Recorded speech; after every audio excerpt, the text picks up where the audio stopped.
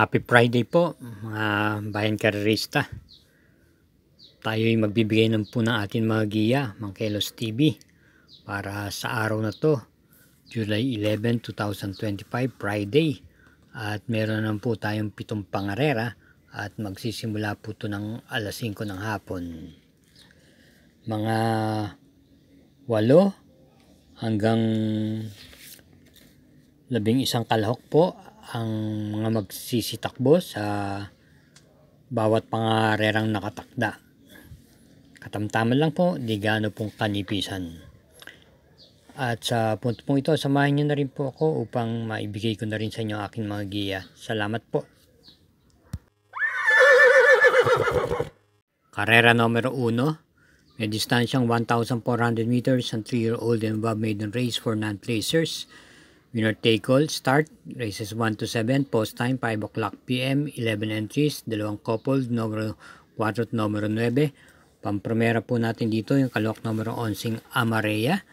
Ito po ay may taglay pong remate at naipipacing.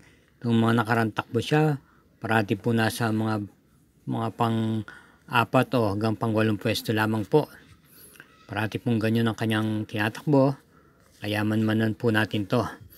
Noong last July 4, ito po ay panlima lamang po dumating kay 911. Giguera po ang Romenda. Pero may takbo po to kung saan na segunda po siya last April 12 pa po kay Sega Tuling.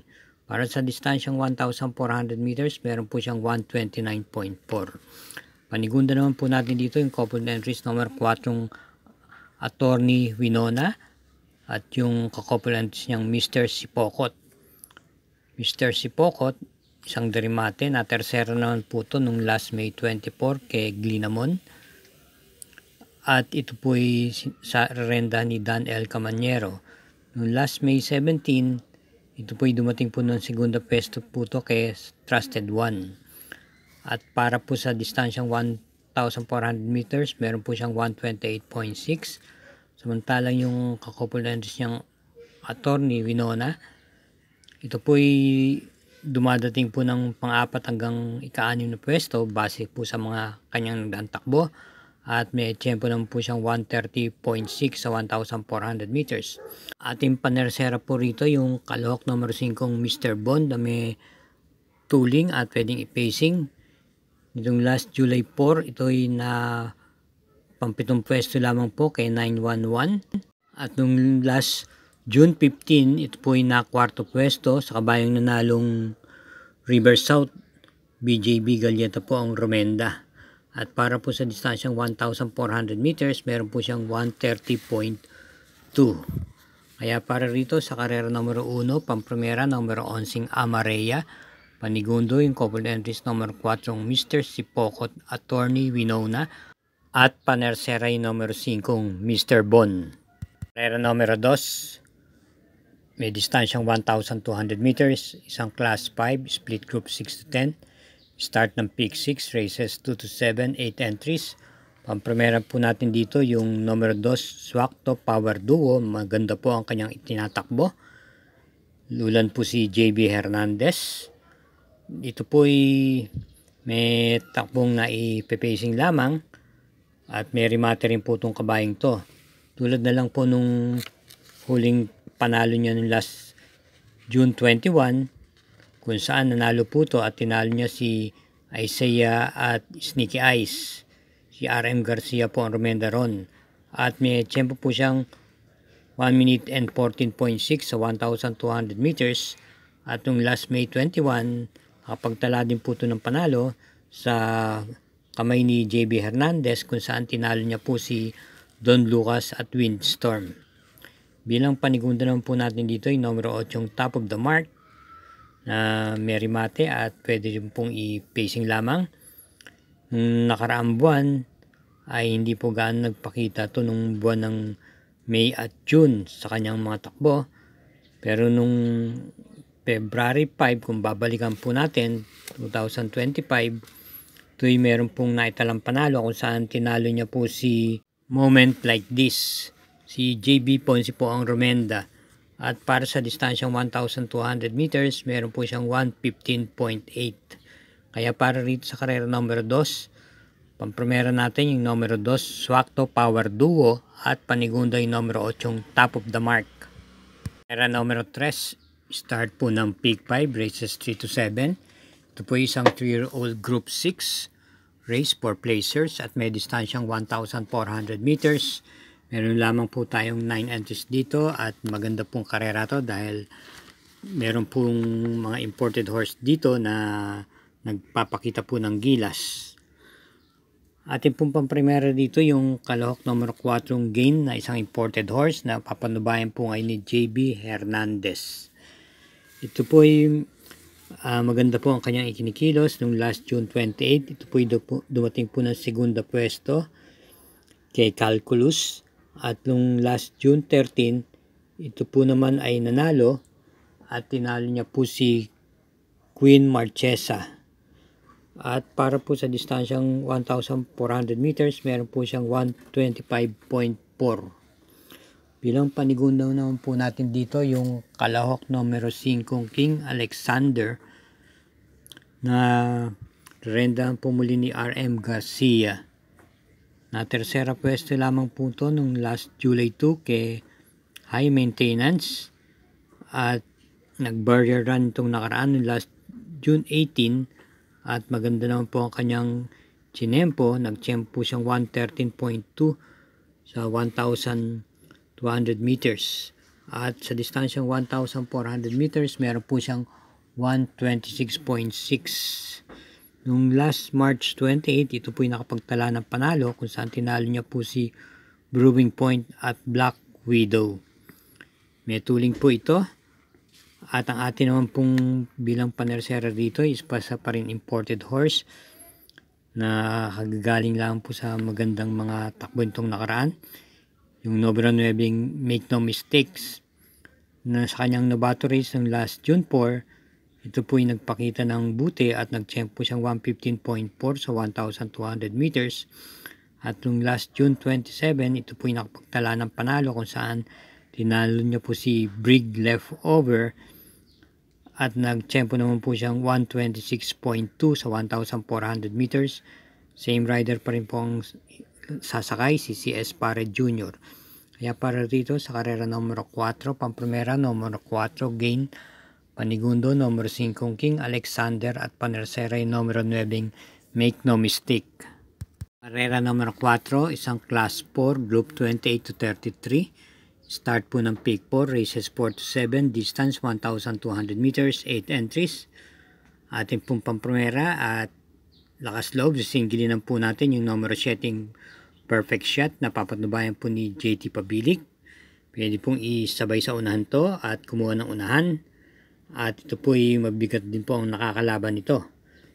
Tulad na lang nung last year, kung ating babalikan nung last December 15, ito po ay dumating po ng segundo pwesto kay Birdstone. At nito lamang May 18 na tersera pwesto naman po siya kay Dissolve at sa segundang King James. Meron po siyang 126.8 sa distansyang 1,400 meters. At base po sa kanyang mga tinatakbo, pwede po siyang mag-tempo rito ng mga 1 minute and 12 to 1 minute and 13 sa distansyang 1,200 meters. Kaya muli, para dito sa karera numero 4, single yung numero 7 Perfect Shot. Mga bayan karerista at mga masugid na sumusubaybay, kaugalingin po natin mag-subscribe.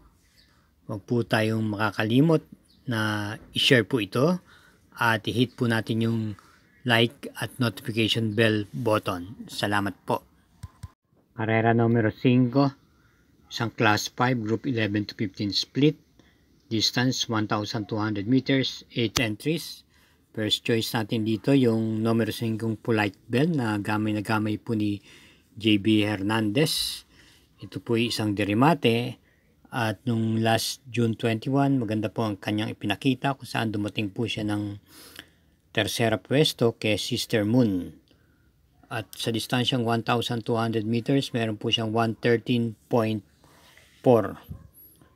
At bilang panigunda naman po natin dito yung kalohok numero 3 na Golden Petita. Ito po'y may taglay pong tuling tong kabayong to. At nung last July 4, nakinto pwesto lamang po to kay main event. At rerendan po siya sa pagkakataon to muli ni AP Asuncion. Meron po siyang 1 minute and 14.4 sa 1,200 meters.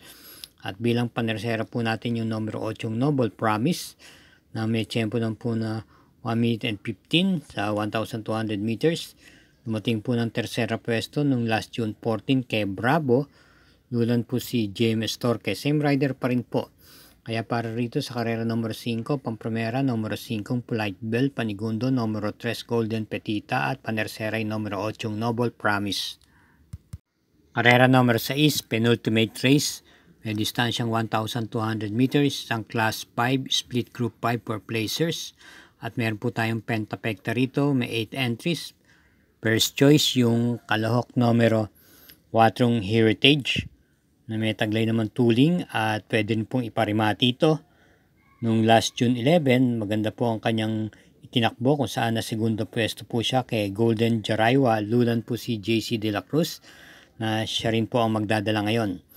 Bilang panigundo naman po natin dito yung de banderang numero 2 Beyond Smart. Sa aking palagay siya na rin po ang kukuha ng unang lundag dito. Nag-barrier run nung last July 4. At dumating po ng segunda. At meron po siyang 1 minute and 16 sa 1,200 meters. At nakwarto pwesto po nung May 14 kay Hot Legs. Papanubayan po siya ngayon ni CM Pilapil. Kaya para rito sa karera numero 6, Pampromera, numero 4, Heritage. Panigunda yung numero 2, Beyond Smart. Karera numero 7, last daily double, paratingan po ng winner take all, pick 6, pick 5 at pick 4. Meron po tayong super 6 dito, 8 entries, distance 1,200 meters, ang class 5, split group 6 to 10. First choice, yung kalahok numero 5 fast sailing, na nung nakarang takbo niya ay hindi ganong nagpakita ng buti. Dumating po ito ng mga pangalawa sa kulelat, kung saan siya po ang pinakalyamado. Hindi po kagandahan ng kanyang salida ron. Pero sa distansyang ito, 1,200 meters, meron po siyang tiyempong 1 minute and 15.2, isang deremate, at gamay naman po ito ni MP Cañete. Bilang panigunda naman po natin yung numero 3, Laguna de Bay, na maganda rin po naman ang kinikilos sa pamatnubay ni A.R. Ramos. Dumating po ng pang-anim na pwesto itong mga nakahuling takbo niya. Parati pong nasa pang-anim o pampampito pwesto lamang po at di po gaano nagpapakita ng kabutihan. Pero merong siyang magandang takbo nung last May 9 kung saan nakapagtala po ng panalo. Tinalo niya si Color Blast at Professor Jones sa patnubay ni A.R. Ramos.